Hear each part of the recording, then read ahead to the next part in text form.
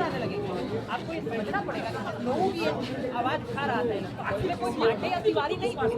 इसमें जो लोग मौजूद थे वो इसके जाति छोड़ दीजिए, इसके गांव के भी नहीं थे, वो बगल वाले विस्थापित गांव के बसाए हुए लोग थे, जो गांव आपकी ही गलत नीतियों के कारण बह गया था आपके कारण। और आज ये लड़का उनके लिए आवाज उठाया, उनके लिए सड़क बिजली पानी की व्यवस्था कर रहा है। ये प्रॉब्लम समाज सेवा का काम करेगा तो मैं डर का खौफ तो बैठ गया होगा कि हम भी जब भी काम ऐसा करेंगे तो हमें भी मतलब ऐसा कर दिया जाएगा। मैंने सम्राट चौधरी जी को इसी बात पे एक बात कही कि देखिए आज भारत एक ऐसे मुकाम पे आके खड़ा हो गया जहां भारत के आजाद होने के बाद सरकार पे उठने वाला सबसे बड़ा प्रश्न अगर कभी उठा होगा तो आपके ऊपर लोकतंत्र के दृष्टिकोण से उठ चुका है।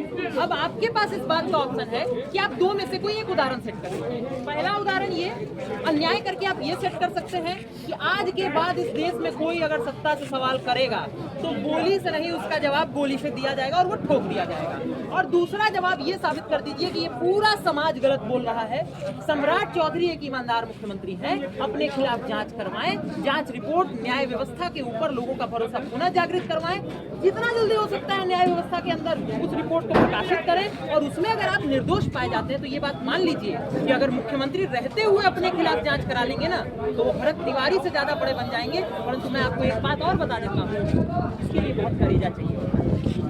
तो क्या सम्राट चौधरी का करेगा नहीं है? ये सम्राट चौधरी के ये प्रश्न है ना, ये सम्राट चौधरी तय करेंगे, ये मैं नहीं कह सकता हूँ। मेरा अधिकार क्षेत्र टीका टिप्पणी करने का इस सवाल के साथ समाप्त हो जाता है।